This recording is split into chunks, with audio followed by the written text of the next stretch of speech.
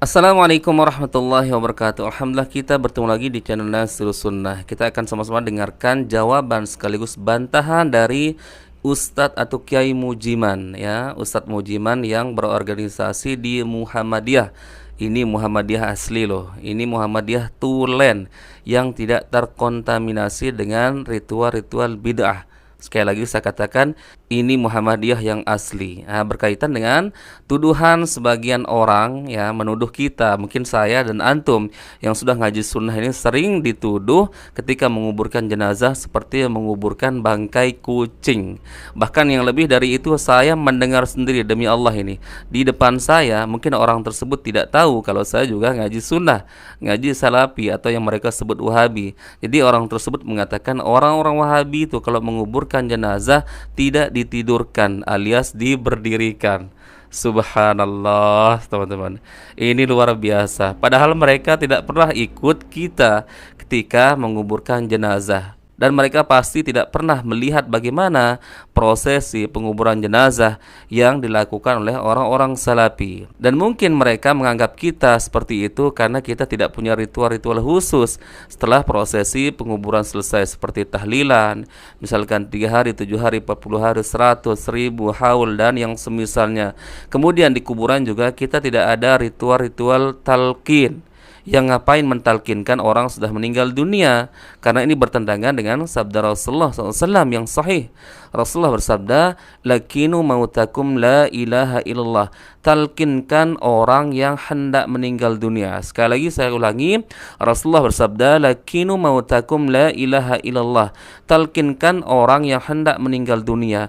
Orang yang hendak meninggal dunia maksudnya orang yang sebentar lagi akan meninggal dunia, artinya dia masih hidup. Maka kita diperintahkan oleh Rasulullah untuk mentalkinkan atau menuntunnya dengan kalimat la ilaha illallah, dengan harapan kalimat la ilaha illallah tersebut adalah kalimat yang terakhir diucapkan oleh lisannya, sebagaimana yang Rasulullah sabdakan dalam hadis yang sahih juga, man kana akhiru kalamihi la ilaha illallah dakhala jannah.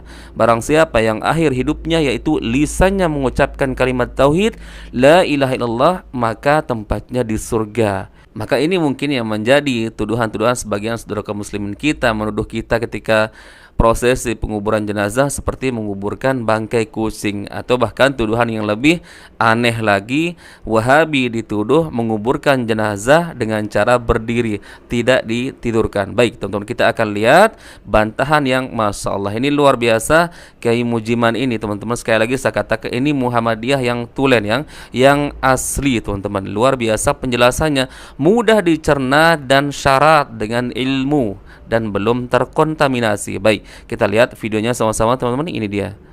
Ada orang yang mengatakan kalau orang meninggal lalu tidak pakai selamatan tahlilan, itu seperti ngubur kucing. Baik, ini satu ungkapan yang barangkali sering kita dengar. Ini tidak sepenuhnya benar. Kenapa? Karena dulu para sahabat Rasulullah SAW yang meninggal tidak ada riwayat diadakan acara selamatan semacam itu. Apakah mereka seperti ngubur kucing? Tidak. Mereka adalah generasi terbaik umat ini. Rasul sudah menyebutkan khairul qurun qarni, sebaik-baik generasi adalah generasiku. Masya Allah. Jadi justru itu malah sebaik-baik generasi seperti itu.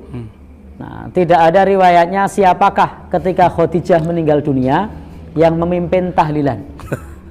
Siapa yang memimpin? Lalu kemudian siapa yang menyiapkan gedang rojo? Ada enggak? Ada yang tahu? Enggak ada. Nah, tidak ada ya penjelasannya. Padahal Rasul masih hidup ketika Khadijah meninggal. Kemudian ketika Ibrahim putra Rasulullah SAW meninggal, siapakah yang menyiapkan besean? Ya Allah. Untuk tahlilannya Ibrahim? Siapa yang menyiapkan besek? Ada riwayatnya? Tidak ada. Kemudian siapa lagi yang ketika meninggal Rasul masih hidup? Paman beliau Hamzah. Itu orang yang meninggal dunia ketika Rasul masih hidup. Apakah Rasul mimpin tahlilan? Enggak. Tidak. Sahabat Abu Bakar mimpin? Tidak. Tidak. Sahabat Umar mimpin? Tidak juga. Tidak. Ini perkara orang meninggal di zaman itu tuh banyak. Jadi perkara orang meninggal di zaman ketika Rasul masih hidup itu banyak, tapi tidak ada riwayatnya. Nah, padahal untuk melakukan itu mereka mampu dan bisa, tapi Sangat tidak mampu. mereka kerjakan. Tidak dilakukan juga. Mereka mampu. Bisa tidak mereka baca tahlil? Bisa. Bisa tidak mereka melakukan 3 hari 7 hari? Bisa. Nah, tetapi tidak mereka lakukan. Sehingga ini penting bagi kita untuk melihat bagaimana praktek Nabi dan para sahabat. Andai ungkapan tadi benar, maka nyun sewu ungkapan ini justru malah nyun sewu mencela para sahabat. Karena para sahabat begitu cara memakamkannya, cara ngurus jenazahnya. Apakah kita tega mengatakan Nabi dan para sahabat ngubur kucing. Itu kaya ngubur kucing? Kan tidak tega kita. Ya, karena faktanya Nabi dan para sahabat penguburannya tidak pakai uburampe tahlilan atau selamatan semacam itu. Sehingga kalau dibilang kalau tidak dilakukan tahlilan seperti ngubur kucing. Nah, lalu bagaimana dengan Nabi dan para sahabat? Apakah kita tega mengucapkan mereka seperti ngubur kucing? Padahal Rasul sallallahu alaihi wasallam itu asyraful anbiya wal mursalin. Jadi Nabi yang paling mulia, utusan yang paling mulia. Kemudian para sahabat seperti sahabat Abu Bakar itu adalah afdalul ummah ba'da nabiyhi. Umat yang paling afdal setelah Nabi sallallahu alaihi wasallam. Ketika Rasul wafat, apakah sahabat Abu Bakar melakukan tahlilan? Tidak. Padahal beliau adalah afdalul ummah ba'da nabiyhi. Orang yang paling afdal setelah Nabi sallallahu alaihi wasallam. Itu tidak dilakukan oleh beliau. Ya, paling tahu masalah agama, tetapi ternyata tidak dilakukan hal tersebut. Dan pada saat itu memakamkan Rasulullah Sallallahu Alaihi Wasallam tidak pakai selamatan uburampe mulai dari berapa? 7 hari, 40, 100. Andaikan terjadi di mereka, saya yakin hadisnya tidak cuma 1 atau 2. Betul. Hadisnya akan ada ratusan, bahkan bisa jadi hadisnya ribuan. Karena banyak orang yang meninggal di zaman itu. Orang-orang yang pada saat perang Badar meninggal, ada enggak? Ada. Yang perang Uhud meninggal, ada enggak? Banyak. Nah, tetapi tidak dilakukan. Andai mereka melakukan itu, maka pada saat itu sahabat Nabi itu akan sibuk dengan tahlilan, karena banyak orang yang meninggal pada saat perang. Dan Nabi memimpin perang pada zaman itu kurang lebih sekitar 27 kali yang beliau pimpin sendiri. Dan perang di zaman Nabi ketika Nabi masih hidup itu sekitar 50-an kali. Masya Allah. Hampir tiap 3 bulan itu terjadi perang. Tetapi ternyata kalau misalnya ada ritual semacam itu, wah itu sahabat Nabi itu sibuk sekali itu.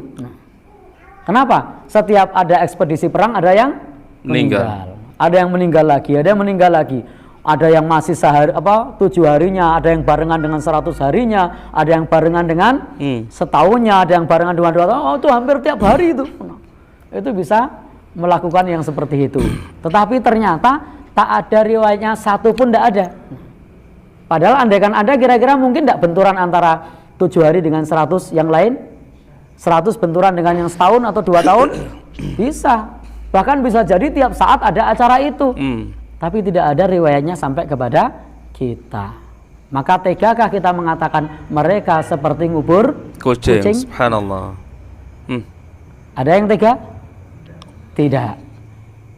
Jadi kita beristighfar kepada Allah Subhanahu wa taala dari ucapan tersebut. Mudah-mudahan Allah mengampuni kita. Amin. Karena kita menyangka menguburkan itu sebagaimana Nabi dan para sahabat dianggap seperti kucing. Maka hendaknya kita beristighfar kepada Allah Subhanahu wa taala. Mudah-mudahan Allah mengampuni orang yang mengucapkan hal tersebut dan mengampuni kita semua. Amin ya Allah. Wallahu a'lam bishawab.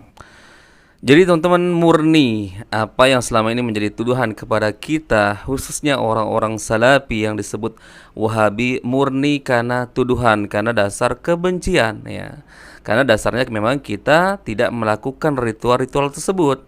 Kenapa kita tidak melakukan? Ya karena memang tidak ada contoh dari Rasulullah SAW, kemudian para sahabatnya, yang lebih jauh lagi para ulama, tabi'in, tabi'ut tabi'in. Sedangkan mereka disebutkan sebagaimana yang dikatakan oleh Kiai Mujiman, sabda Rasulullah, khairun nas qarni thumma alladhina yalunahum thumma alladhina yalunahum, sebaik-baik generasi atau manusia adalah di zamanku, yaitu para sahabat Nabi, kemudian setelahnya yaitu tabi'in, kemudian setelahnya tabi'ut tabi'in. Tentu mereka lah yang paling faham tentang masalah agama.